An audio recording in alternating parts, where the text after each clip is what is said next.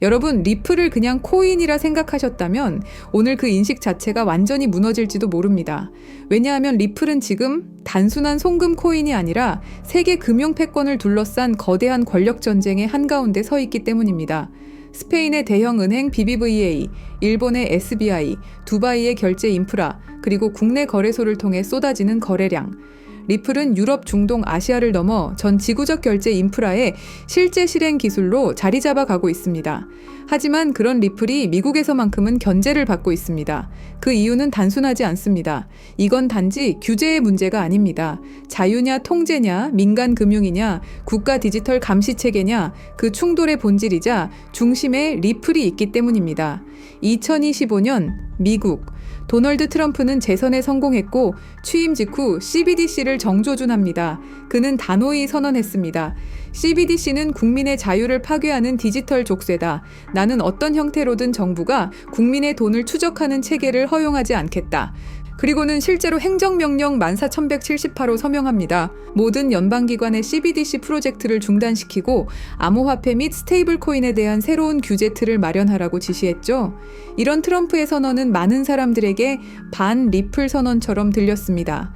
왜냐하면 리플은 이미 수년 전부터 영국, 프랑스, UAE, 인도, 브라질 등 세계 각국의 중앙은행과 함께 CBDC 파일럿 프로젝트를 수행해온 핵심 파트너였기 때문입니다. 즉 트럼프가 CBDC를 반대하는 그 순간 리플은 미국 주류 정치의 반대편에 서 있게 된 것입니다. 하지만 여기서 놀라운 반전이 등장합니다.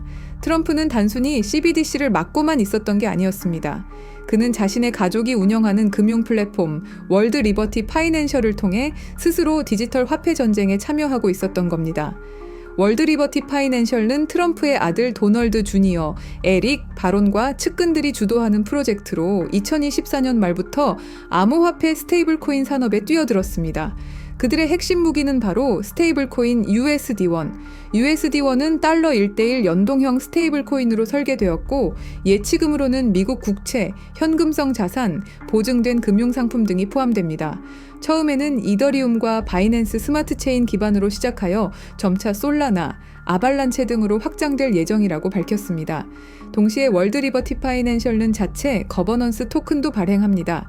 이 토큰은 탈중앙 금융 거버넌스를 실현한다는 명분으로 보유자에게 투표권과 재앙원을 부여하지만 실제 공급량의 68%가 트럼프 일가와 관련 법인에 집중되어 있다는 분석이 나오며 사실상 가문 주도의 금융 플랫폼 아니냐는 비판도 뒤따랐습니다.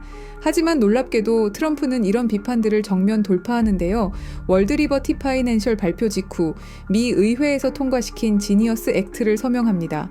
이 법안은 스테이블코인 발행 조건을 명확히 규정하고 감사 예치 투명성 기준을 강화한 대신 기존 은행 인가 없이도 민간이 스테이블코인을 발행할 수 있도록 허용합니다. 즉 트럼프는 CBDC는 막고 자기 진영의 스테이블코인은 열어준 것입니다. 그리고 그걸 운영하는 주체가 다름 아닌 트럼프 본인이라는 점. 이건 단순한 반 CBDC 정책이 아니라 디지털 달러 패권을 자신이 직접 쥐겠다는 선언이었던 셈입니다. 이쯤 되면 리플과의 대조가 확연해지죠. 리플은 지난 수년간 세계 각국의 중앙은행, IMF, BIS와 긴밀히 협력하며 정부가 통화 흐름을 제어하는 블록체인 기반 인프라를 개발해왔습니다. 기술적으로는 효율적이고 빠르며 글로벌한 확장이 가능합니다. 그러나 동시에 이는 정부에 의한 실시간 거래 감시를 가능하게 한다는 점에서 트럼프가 말하는 디지털 감시 사회의 핵심 도구로 의심받아 왔습니다. 반면 트럼프는 나는 정부가 만든 디지털 화폐는 거부하지만 내가 만든 민간 디지털 달러는 허용한다는 노선을 펼치며 사실상 새로운 민간 금융 왕국을 세우고 있는 셈입니다.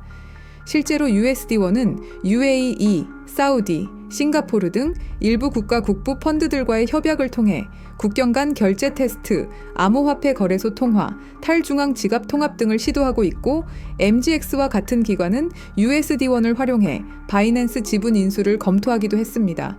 그렇다면 여기서 우리는 질문해야 합니다. 과연 리플이 통제의 도구일까요? 아니면 트럼프의 월드 리버티 파이낸셜이 진짜 자유를 상징하나요? 혹시 이 둘은 서로 다른 진영을 주장하지만 결국은 동일한 디지털 금융 통제 구조의 다른 얼굴은 아닐까요? 지금까지 우리는 리플과 트럼프, 그리고 디지털 화폐를 둘러싼 새로운 금융 전쟁의 시작을 알아봤습니다. 하지만 진짜 중요한 질문은 아직 남아 있습니다.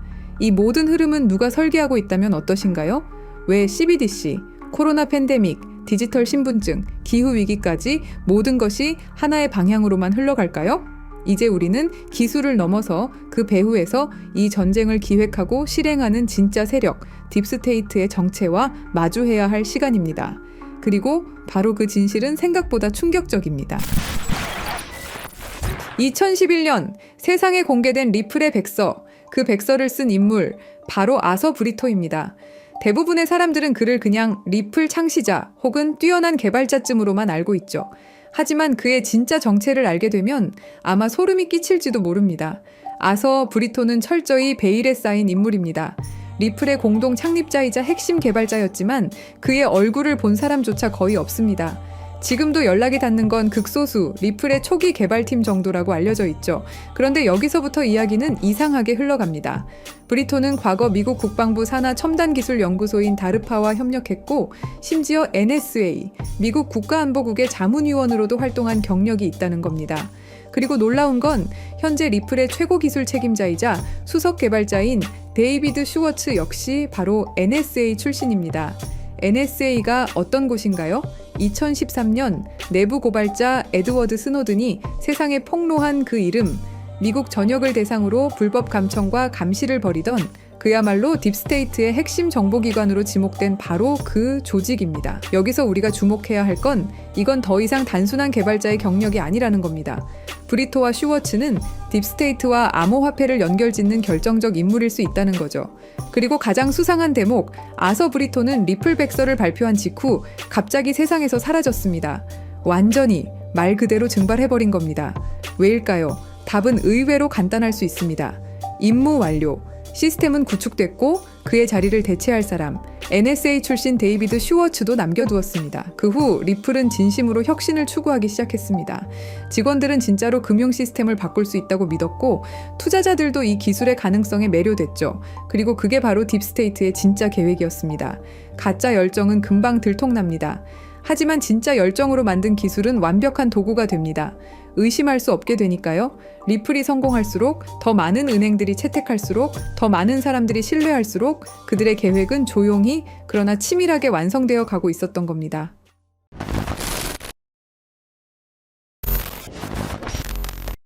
사실 리플의 구조는 처음부터 뭔가 이상했습니다. 리플은 RPCA라는 방식으로 거래를 처리합니다. 쉽게 말해 전체 검증자 중 80%가 오케이 해야 거래가 승인되는 구조죠. 그런데 여기서 중요한 개념이 있습니다. 바로 UNL. 이게 무슨 말이냐면 믿을 수 있는 검증자 리스트를 따르는 구조라고 보시면 됩니다. 문제는 그 리스트를 누가 정하느냐는 거죠. 바로 기존 권력자들이 정합니다. 새로 들어오고 싶다면 허락을 받아야만 들어올 수 있습니다. 겉보기엔 마치 모두가 자유롭게 참여하는 개방된 시장 같지만 속을 들여다보면 결국 소수의 권력자들만 투표하는 시스템이죠. 국민 투표합니다 라고 해놓고 미리 짜인 대표들만 투표권을 갖고 있는 구조와 다를 바 없는 겁니다. 이 구조 자체가 딥스테이트가 설계한 통제 시스템일 가능성이 있다는 게 저의 생각입니다. 그리고 딥스테이트는 리플에게 계획적으로 시련을 주는데요. 바로 SEC의 소송이죠. 여기서 잘 한번 생각해 보시면 SEC는 수천 개가 넘는 코인들 중에 왜 하필 리플에게 소송을 걸었을까요? 이건 단순한 규제가 아니라 치밀하게 짜여진 스토리일지도 모릅니다. 리플은 정부와 맞서 싸우는 암호화폐다라는 이미지를 심어주는 거죠. 그래야 사람들에게 리플은 정부와 싸우는 코인이다라는 이미지를 심을 수 있으니까요. 그리고 여러분도 아시다시피 리플의 승리로 인해서 정부를 이긴 영웅처럼 포장되죠. 그렇다면 딥스테이트는 이 모든 시나리오를 어떤 힘이 있길래 가능하게 할 수 있었던 걸까요?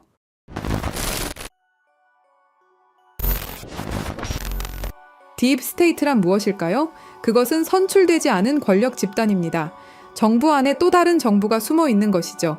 대통령이 바뀌어도 정권이 바뀌어도 그들은 그 자리에 남아 실제 권력을 쥐고 흔들어댑니다. 그렇다면 그들은 누구일까요?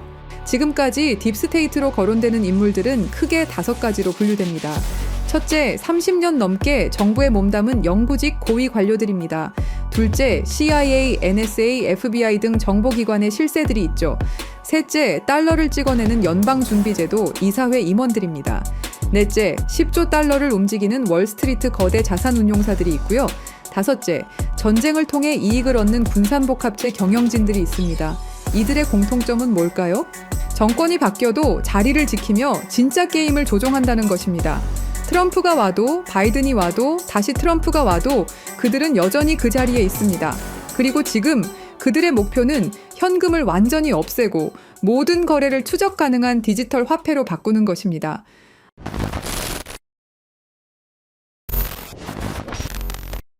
딥스테이트의 궁극적 목표는 현금을 완전히 없애고 모든 거래를 통제 가능한 디지털 화폐로 바꾸는 것입니다. 바로 CBDC 말이죠. CBDC가 왜 무서운지 설명드리자면 이건 단순한 디지털 화폐가 아닙니다. 디지털 감옥이라는 표현이 정확하죠. 모든 거래가 실시간으로 추적되고 정부가 마음대로 통제할 수 있습니다. 가장 무서운 건 프로그래머블 머니 기능입니다. 정부가 우리 돈에 직접 규칙을 심을 수 있다는 뜻인데요. 한국은행에서 실제로 공개한 예시를 보시면 CBDC를 사용할 경우 자녀 용돈 10만 원 중 2만 원은 오락비, 3만 원은 식비, 5만 원은 도서비로만 사용 가능하게 설정할 수 있다고 설명하죠.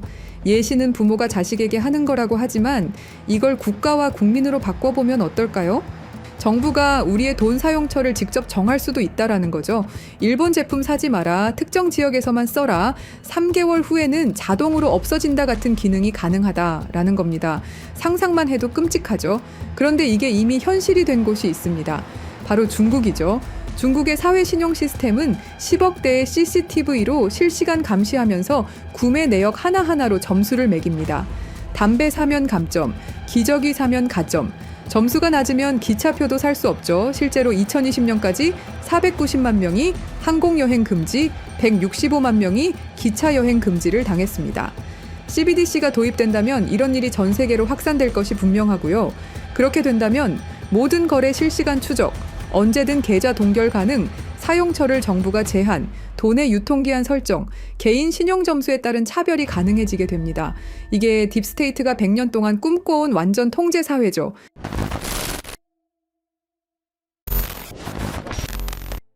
하지만 예상치 못한 변수가 나타났습니다. 미국의 대통령이죠. 도널드 트럼프는 공식 석상에서 딥스테이트를 자신과 미국을 방해하는 정부 내 숨은 권력 집단이라고 규정해버립니다. 그리고 워싱턴의 기득권 정치 세력과 정보기관들이 뒤에서 조종하며 정책을 방해하고 각종 수사를 만들어낸다고 발언하죠. 트럼프는 이 딥스테이트를 미국의 적이라 말했고 재임 중엔 이들의 기밀 접근을 차단하는 조치도 취했습니다. 딥스테이트를 청산해야 할 내부의 적으로 보고 있고 반드시 제거하겠다고 다짐했었죠. 그러면서 트럼프가 CBDC를 제외시키고 선택한 게 바로 스테이블 코인입니다. 트럼프 대통령은 달러 기반 스테이블 코인은 달러의 지배력을 더욱 강화하는 데 기여할 것이라고 강조했습니다. 그리고 2025년 7월 18일 트럼프 대통령이 지니어스 법에 서명하면서 스테이블 코인의 법적 기반이 완성되었습니다. 이건 딥스테이트의 CBDC 계획에 대한 직접적인 도전장이었죠. 이제 두 시스템이 정면으로 충돌하고 있습니다.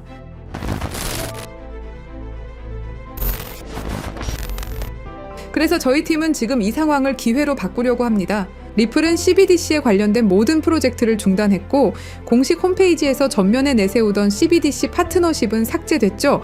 그리고 스테이블 코인을 출시했습니다.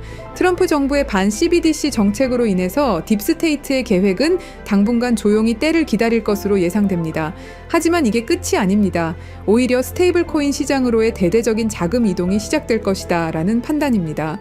크립토 퀀트에 따르면 달러 기반 스테이블 코인 시장은 지난 1년간 46% 성장했고 세계 최대 스테이블 코인 발행사 테더는 작년에만 130억 달러, 한화로 19조 원의 순이익을 기록했습니다. 그리고 글로벌 투자은행 번스타인은 스테이블 코인 시장이 내년까지 5천억 달러에 도달할 것으로 전망했죠. 이건 지금 시장 대비 4배 이상의 성장을 의미합니다. 그렇다면 스테이블 코인 급성장 시 최대 수혜주는 어떻게 될까요? 여기서 핵심은 스테이블 코인이 폭발적으로 성장할 때 그 생태계를 뒷받침하는 다양한 인프라들이 함께 급등할 것이라는 점입니다. 주목해야 할 플레이어들은 정해져 있습니다. 직접적으로 보자면 서클, 테더, 월드리버티 파이낸셜이 있겠죠. 하지만 투자자 입장에서는 다른 관점을 생각해 봐야 됩니다. 인프라 생태계, 여기가 진짜 핵심이라고 할 수 있습니다. 스테이블 코인 거래량이 폭발하게 되면 뒷받침할 다양한 블록체인 생태계에 대한 수요가 기하급수적으로 증가할 겁니다. 현재 주류 체인들로는 절대 감당할 수 없는 수준의 거래량이 몰려오겠죠. 그때 필요로 하는 블록체인 기술은 고성능 레이어 1, 블록체인을 통한 대용량 거래 처리 능력, 레이어 2, 사이드체인 같은 확장 솔루션, 분산형 거래소 프로토콜, 디파이 네트워크, 브릿지 프로토콜 등이 있습니다. 느낌이 오셨나요? 우리는 이 흐름으로 최대 수혜를 받을 수 있는 프로젝트에 투자를 해야 됩니다. 이 중에서도 특히 주목해야 할 프로젝트가 바로 입니다. 이 코인은 지금 어떤 상호 운용성 제공업체보다도 더 많은 블록체인을 연결하고 있고 그 격차는 계속 벌어지고 있습니다. 서클과 같은 주요 기업들과의 파트너십을 통해 USDC와 EURS의 크로스체인 전송을 이미 지원하고 있죠. 파이어블락의 데이터에 따르면 2024년 스테이블 코인은 플랫폼 거래량의 거의 절반을 차지했으며 전 세계 USDC와 USDT 거래량의 상당량이 이미 이 코인을 통해 라우팅되고 있습니다. 이 코인은 30개 이상의 주요 메이저 네트워크를 연결하고 연결된 체인의 수정이 필요 없다는 큰 장점이 있습니다. 전 세계 굵직한 은행 금융기관들과 파트너십은 당연한 이야기죠. 글로벌 블록체인 상호 운용성 시장은 연간 25%에서 30% 성장하여 2030년까지 수십억 달러 규모에 달할 것으로 예상됩니다. 스콧 베센트 재무장관이 공식적으로 언급한 수조 달러 규모의 미국 국채 수요는 스테이블 코인 담보로 들어갈 국채 수요를 의미합니다. 이건 단순한 예측이 아닌 미국 정부의 공식 계획이며 스테이블 코인 시장의 기하급수적 성장을 의미합니다. 결국 이것은 단순한 투자 기회를 넘어서 우리가 어떤 미래에 베팅할 것인가의 문제입니다. 딥스테이트의 완전 통제 시스템은 트럼프로 인해 긴 휴식기에 들어갈 겁니다.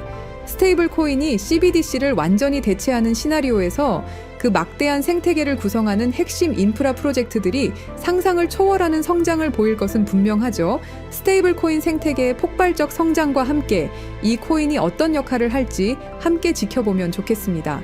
그래서 이 중요한 정보를 구독자 여러분께 공유해 드리려고 하는데요.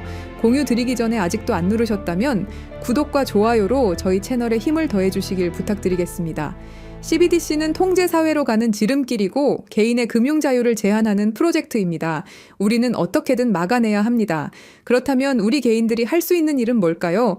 스테이블 코인 시장의 발전에 관심을 갖고 신중하게 참여하는 것입니다. 댓글에 기회라고 남겨주시고 010-3378-6658로 기회라고 문자 보내주시는 분들에 한해서 구독자분인 거 확인하고 이 코인의 정보 한 분도 빠짐없이 공유 드리도록 하겠습니다. 010-3378-6658로 기회라고 단 두 글자 보내주시면 됩니다. 끝까지 시청해주셔서 감사합니다.